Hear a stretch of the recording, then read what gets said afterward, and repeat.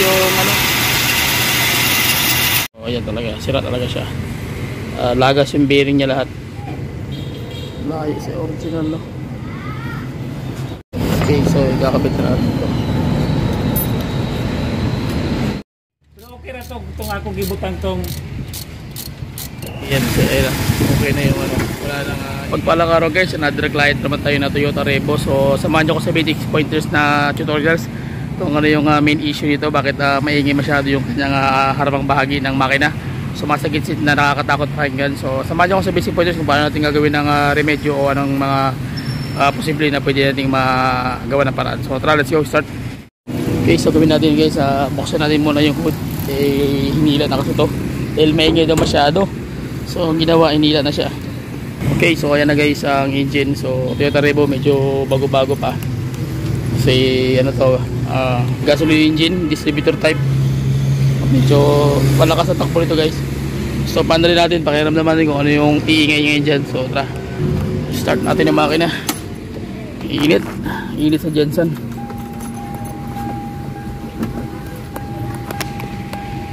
Okay, so start natin guys.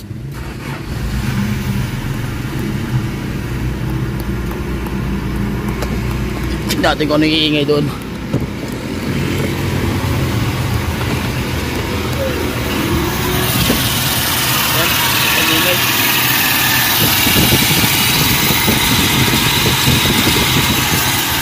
So malikot yung ano, yan ang sa pag-ingay guys. Malawag yung kanyang pulley, saka ito yung bearing ng maingay.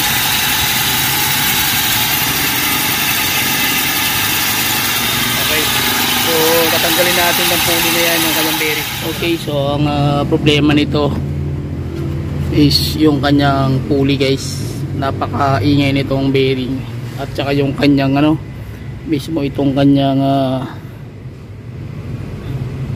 ang daming papalitan nito. Ito, magalaw din to.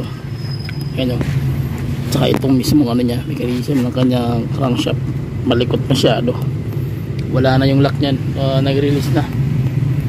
Okay, so tanggalin muna natin to guys para makita natin kung ano. Okay, so ang problema nito is yung kanyang pulley guys. Napaka-ingay nitong bearing at saka yung kanyang ano, mismo itong kanyang ang daming papalitan nito. Ito, magalaw din to. Ayan o. Saka itong mismo ano niya, mechanism ng kanyang crankshaft, malikot masyado. Wala na yung lock niyan, nag-release na. Okay, so tanggalin muna natin to guys para makita natin kung ano problema. Okay, so aryahan muna natin to guys yung kanyang ano, tensioner bearing.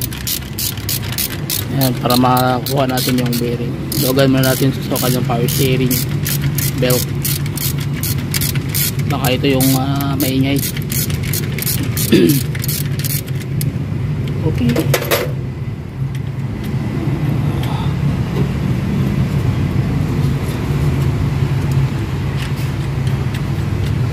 Arya pa loose parang konti. Ayun. So yan, check natin, tagalin ko muna para makita natin. So ayan na guys, nalaglag ng kusa, sira talaga yung kanyang ano, bearing. Ayan o, sira siya. So nahulog yung ano niya, pyesa. Yun. So ito yung maingay. Okay, so ayan talaga, sira talaga siya. Lagas yung bearing niya lahat. So kailangan siyang palitan. So ito lang yung sira niya. So yan ipapalitan natin. Okay, so bili mo din ng pyesa, pagkatapos kabit natin. So yun lang mga basic pointers para malaman nyo. Pero ayun kasi sira talaga yun eh. May galaw na eh. Ang problema ng kanyang main crankshaft pulley is kailangan siyang i-pull out. So magagayari pa open ang engine, general overhaul yan. Halimbawa may problema yung kanyang main journal lock, yung kanyang hukay doon sa kanyang kilak. Pero kung ang kilak lang ang problema, so kahit pulley lang ang tanggalin, hindi na mag-open ang main journal, okay pa rin. So gawa ng remedy. Pero duda ko yan, sana hindi problema yung thrust washer, yung mga bearing sa loob may play. Pero kung ano lang, yung main journal lang, yung kanyang ano lang, yung kanyang crankshaft pulley, yung kanyang kilak, magawa ng paraan yun, hindi na magtanggal ng main journal. Okay, So sige, bili mo tayo ng pyesa guys, tapos balik tayo pagkatapos. At least nakuha niyo yung basic pointers para sa titirahin. So okay, so dumating na yung pyesa. Problema, mali yung nabili dahil wala daw available sa auto parts. So ang gagawin natin, tatanggalin natin mismo yung kanyang special bearing. Pull out natin, tapos maglalagay tayo ng bago ng bearing, yung special bearing yan. Dahil kita nyo naman sila na bugi-bugi na siya. So bearing lang ang ginawa namin guys. Ito ng bearing.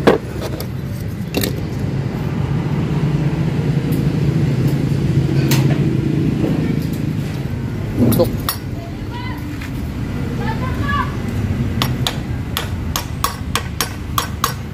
So bearing lang ang ilagay na.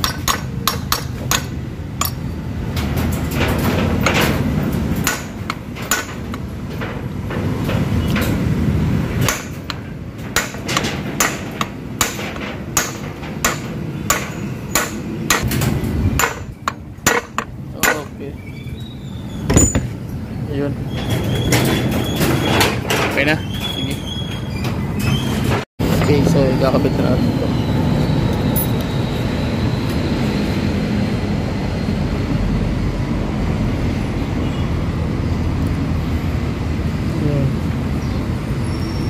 Sige, release. Okay na. Tilak na siya.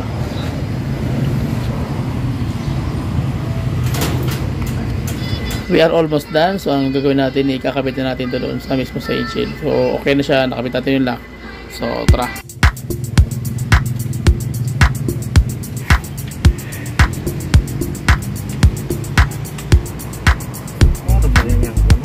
Lusot lang mo lang yung ano.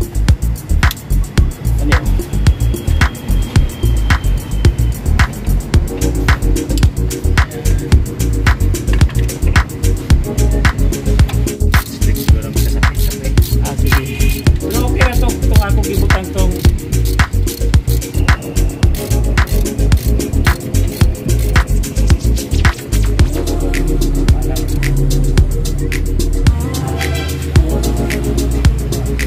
Pero gidan ko na i-clearance pa.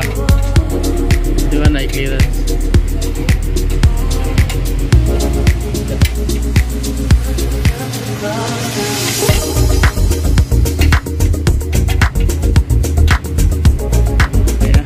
So we are almost done. Nakakabit na natin yung kanyang power steering tensioner bearing. So ang gawin natin, may mga konti, papaandalin na natin. So mahalaga nakita nyo yung basic pointers kung paano natin tinira. So nag-print lang tayo ng bearing guys, hindi na tayo bumili ng assembly dahil wala kang available, nagmamadali yung may-ari. So gawin natin, paandalin na natin guys. Tara, pakiramdam natin kung okay na ba yung tira natin. Sige. Okay na yung ano, wala nang ingay. Bago na. Okay. Guys, okay na.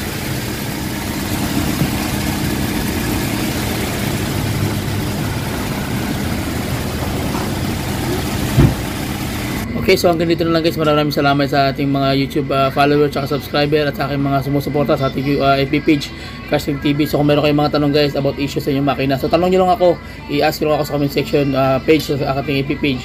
So sisikapin ko na matapos yung o masagot ko lahat ng mga katanungan nyo. Okay, so please share my video, subscribe to my YouTube channel. Bye bye and God bless. See you. Okay. Alright.